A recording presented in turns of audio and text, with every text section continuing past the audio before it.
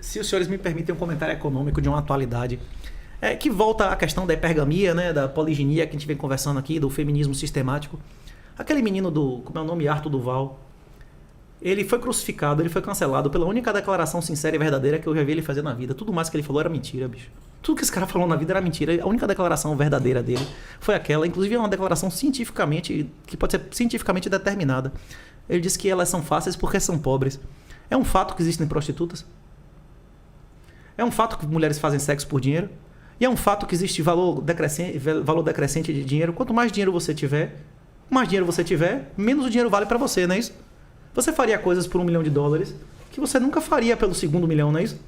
Se você está com fome, seu filho está com fome, você faria coisas por um prato de comida que agora você não faria por $1 milhão, não é isso? O valor do dinheiro é decrescente. E é esse tipo de coisa que as pessoas que buscam, como é que chama? Assessoria de investimento, não compreendem. Existem verdades matemáticas em relação às preferências das pessoas. E tem, por exemplo, erros sistemáticos, que é parte da psicologia comportamental e tal. O que ele falou, elas são baratas porque são pobres, é uma verdade matemática. Isso é fato. Uma mulher que tem milhões vai se prostituir por R$30? Só fazer uma observação, sim, Renato. Veja, essa discussão tem como ser levada por esse campo das deduções, lógicas, tudo isso. A questão pode ser muito mal interpretada essa sua fala, então assim, acho que a gente não deve entrar nesse assunto, entende? Porque pode parecer que a gente está meio que quantificando outras pessoas, mesmo que de fato exista a profissão da prostituição. Mulheres que de fato façam sexo por uma troca financeira. E de fato, quanto mais pobre qualquer um de nós for, nós vamos estar vulneráveis a fazer mais coisas por menos dinheiro, não é isso? Não, compreensível. Isso é um fato científico, né? Porque a reação pública, Renato, que aconteceu sobre ele tem muito a ver com a questão de como as pessoas interpretaram, como se o fato dele tivesse meio que barganhando, sabe? Tipo, claro, nós vivemos em uma sociedade que a maioria dos homens são crianças, e a maioria dos homens são mulheres, e a maioria das mulheres são crianças. As pessoas respondem emocionalmente, o idiota útil, ao que é 30%, 40% da população, não responde racionalmente aos estímulos, ele responde de maneira puramente emocional. Ponerologia política e mentalidade esquerdista, ou Red Pill. Tem uma pergunta aqui do Juvenal, que vai bem direto, e as pessoas questionam muito isso quando se fala de Bitcoin. Como combater a utilização do Bitcoin por pessoas ou corporações que adquiriram ganhos por meios ilícitos? Venda de drogas, roubos e por aí vai. As coisas elas são moralmente neutras. As pessoas é que elas são moralmente, que têm um conteúdo moral.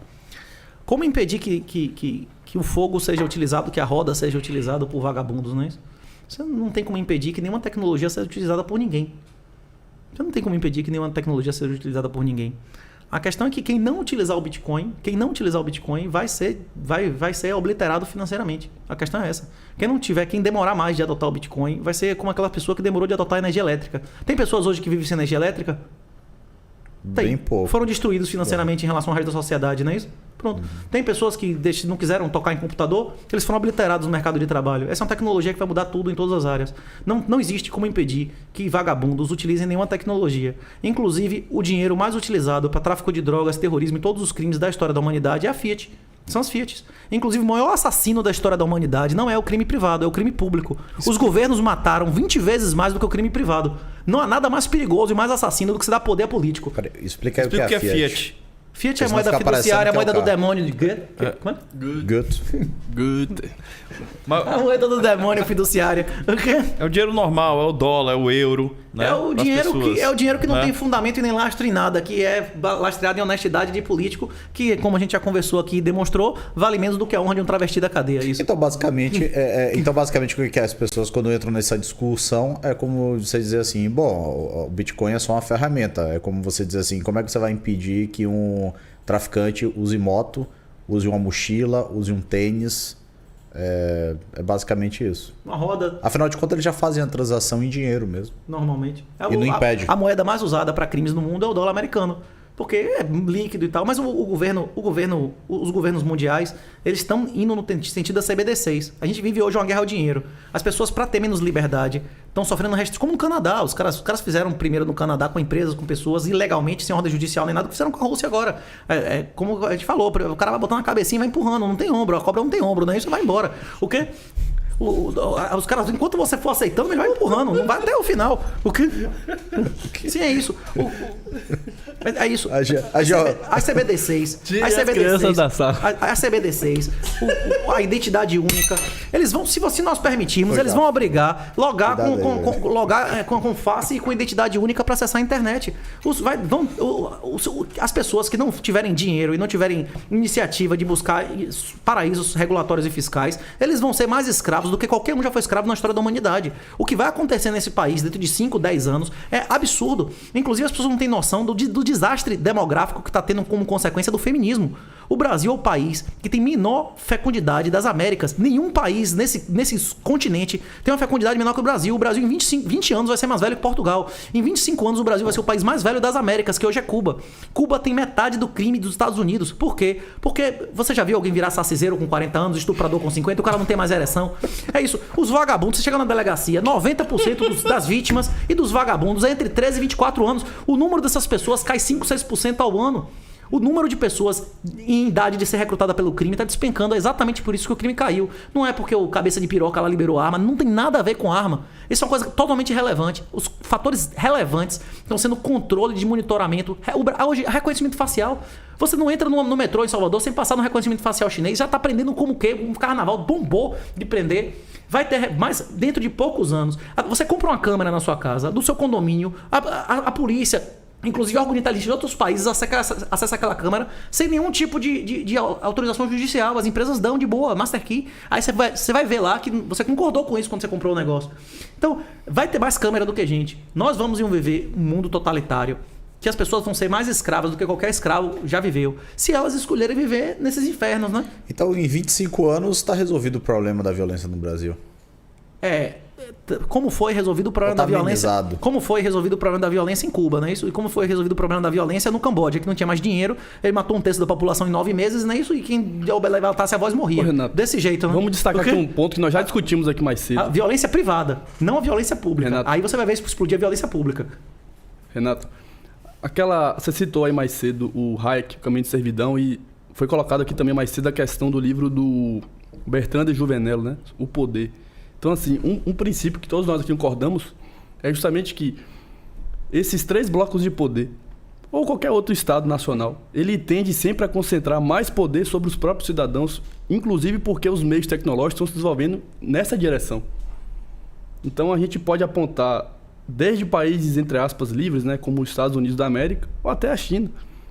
Teve o caso daquele escândalo do Snowden, por exemplo, né, recentemente, onde ele demonstrou diversas formas como é possível hoje você fazer controle de dados, inclusive não só com populações inteiras, mas como os líderes políticos, né? Então, assim, de alguma forma, isso é um pouco black pill, isso é um pouco fatalismo aqui, né? Mas a ideia de que as pautas libertárias, as pautas da liberdade têm que ser discutidas cada vez mais. Inclusive em ambientes como esse, né? De internet. Para que as pessoas saibam dessa realidade, para que de alguma forma isso venha à tona. É isso. A realidade militar determina as instituições políticas, beleza? Vamos fazer um breve resumo aqui em 2 minutos de 12 mil anos de história. Certo? Quando as pirâmides foram feitas no Egito, na época da Idade do Bronze lá, eram todos os países, todas as grandes cidades-estado eram imperadores deuses. Menos de 0,1% da população controlava a população inteira. Por quê? Porque uma arma de bronze custava a produção de dezenas de braçais. Para você armar uma pessoa, você precisava de ter 20, 30, 40 escravos. E um cara armado com armadura e arma de bronze, você pode botar infinitas pessoas, o cara vai morrer todos. Inclusive os cavalos eram tão pequenos naquela época que ninguém montava num cavalo para ir pra guerra. Você precisava de uma biga, de uma charrete, com 2, 3 cavalos para carregar o seu peso, pra você ficar com arco e flecha, não é isso? É isso. Nessa época, as armas determinaram a estrutura da sociedade, não é isso? Aí teve a crise da Idade do Bronze e tal. Em Roma, teve república, por quê? Porque o ferro e o aço ficaram baratos e o método de guerra que funcionava passou a ser infantaria de muitas pessoas com arma. Você pode dar arma pro cara e não dar poder ao cara? Não é possível, não é isso? Possível. Como é que terminou a República Romana? A República Romana terminou com o Mário. O Mário teve a grande ideia de dizer, não, em vez de você botar os caras livres, os cidadãos para lutar, a gente vai pagar e vai ser todo mundo meio empregado. Na hora que o cara passou a receber do governo, ele passou a ser obediente ao governo e não à lei, né? Que é o cesarismo. Na Idade Média, por exemplo, quando veio a armadura de corpo inteiro, você podia botar 40 braçais sem metal para enfrentar um cavaleiro medieval, ele ia matar 10, 20 e ir embora. O cara não ia fazer nada. Voltou a ser uma sociedade altamente concentrada, porque a tecnologia de arma passou a ser altamente concentrada. Porque o primeiro lugar do mundo a ter Constituição, a ter direitos foi a Inglaterra. Porque foi o primeiro lugar, novamente, a popularizar armas. Era obrigado você ter um arco. O arco funcionava, já foi demonstrado várias vezes, a evolução do arco composto, inclusive com a influência dos mongóis, que a gente recebeu o arco composto dos mongóis e a cela, né? Passou a ser possível você derrotar um cara muito rico com pouco dinheiro. Então a sociedade passou a se democratizar de novo, né? Passou a voltar a poder às pessoas que tinham pouco dinheiro. As armas de fogo acabou com isso no mundo inteiro. Qualquer lugar que chega arma de fogo, a alta nobreza perde qualquer vantagem. No Japão, na era Meiji, os caras não importa se você tem 1 milhão de anos, você tem 10 gerações de samurais, se eu tiver uma arma de fogo, eu te mato, você não chega nem perto de mim. No século XX, houve novamente uma enorme concentração de poder, porque ninguém tem bomba atômica no quintal. Os governos passaram a ter métodos de controle que a população também não tinha acesso, que eram caríssimos e pouquíssimas pessoas passavam a ter controle sobre as outras. Agora a gente está novamente voltando ao ciclo. A criptografia, que o Bitcoin é uma das tecnologias que vem, PGP, diversas, são armas de guerra. Elas já sempre foram classificadas como arma de guerra em todas as épocas. E é uma tecnologia que pode fazer você, sem custo nenhum, porque é um conhecimento, você dá testa a métodos caríssimos de surveillance, de big data e tudo mais, né? Se o Bitcoin for popularizado e utilizado, ele vai ser mais uma arma que vai modificar a estrutura da sociedade, mudando o custo de quanto você consegue combater e como você consegue vencer com menos dinheiro. Não pode dar arma a ninguém sem dar poder. E o Bitcoin e a criptografia são uma arma. Quando você dá isso ao cara, você torna ele capaz de fazer muito mais coisas que ele não era antes. Você não tem como tirar o poder do cara. Ô Renato, eu tenho um questionamento a fazer nesse sentido. Eu entendo que as moedas nacionais, sejam fiat ou não, tendo lastro ou não, elas são de alguma forma um dos pilares da política e do poder real desses mesmos estados soberanos. Eu não consigo enxergar, por exemplo, um Estado americano com toda aquela estrutura militar aceitar de alguma forma ruir de dentro para fora por conta de uma moeda, por conta de pessoas aleatórias que não têm armas, não tem nada dessa estrutura, conseguir meio que fazer frente. Você está conseguindo entender meu ponto? Eu me expressei bem? Perfeito. Eu volto a Robson Crusoe. Robson Crusoe tinha uma pistola, não tinha? Robson Crusoe não tinha uma pistola, não tinha arma de fogo. Ele podia ter metido na cara do sexta-feira: você vai me servir, vagabundo, senão eu te mato, você é meu escravo, não é isso? Não, ele só apareceu, isso é uma moeda. Mulheres fazem sexo por moeda, você nunca gosta de mulher? Um dia vai aparecer uma mulher aqui, você vai pra civilização, né? Você gosta de cerveja? As pessoas trocam cerveja por moeda e o cara ficou servindo o cara 2 anos, não é isso? É mais fácil você meter uma arma na cara ou você fazer as pessoas seguirem você voluntariamente? Como o Olavo disse várias vezes, política é a capacidade de você fazer pessoas servirem a você, né? Fazer o que você quer, né? Poder, no caso, poder. Só que existem vários âmbitos de poder. Tem poder político, tem poder espiritual, tem poder econômico. Você pode fazer a pessoa fazer o que você quer porque você está pagando ela, né? E tem pessoas que você simplesmente convence a lhe seguirem. Os Estados Unidos, em minha opinião, o dólar vai ser a última fiat a morrer. Porque tem muito Bitcoin dentro dos Estados Unidos. Eu acredito que eles vão fazer com Bitcoin a mesma coisa que eles fizeram com ouro 2 vezes, em 31 e em 71. Eu acredito que eles vão expropriar todos os bitcoins que estão em custódia institucional nos Estados Unidos. Se eles fizerem isso, eles vão ter mais bitcoin proporcionalmente em relação ao market cap do que eles têm de ouro. E aí eles conseguem viver mais uma geração com essa riqueza, né? Eu acredito que as moedas fiduciárias, o comércio, as moedas de governo podem existir daqui a 50 anos, mas elas vão ser colateralizadas em bitcoin. Porque antigamente o ápice da humanidade, de civilização, foi o ouro. Porque as sociedades tiveram... O ápice da sociedade, de riqueza, de desenvolvimento tecnológico, foi quando os governos não podiam emitir o dinheiro que eles quisessem. O dinheiro deles tinha que ser garantido em ouro. Não é isso? Gold standard. E de moralidade, de estética. Tipo assim, a sociedade... Procurem na internet um site, What the Fuck Happened in 1971. A sociedade passou a se degradar. Maior desigualdade social, promiscuidade, de homossexualismo, zoofilia, dog pill, tudo que você imaginar de baixaria, deriva da destruição da moeda. E, infelizmente, isso é sistemático. Em Roma houve Fiat.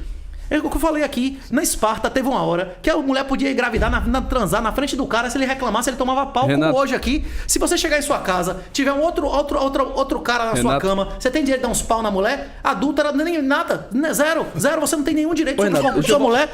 Deixa eu voltar um toque. Porque você der um tapa nela, um grito, é pressão Renato, psicológica, você vai preso. O quê? Renato, eu tenho mais uma pergunta. É mentira isso que eu tô dizendo? É mentira ou não? Renato. Se você chegar agora em sua casa, tiver 3 caras em cima de sua mulher, ela vai mais, não sei o que lá, você dá um grito lá, vai dizer, você pressionou psicologicamente. Não tem Pera aí, crime Renato, agora. tem um de tema negócio de- sério aqui, pô. Você dá um Tá- tapa em alguém, lá você vai preso na Renato. Maria da Penha. O quê?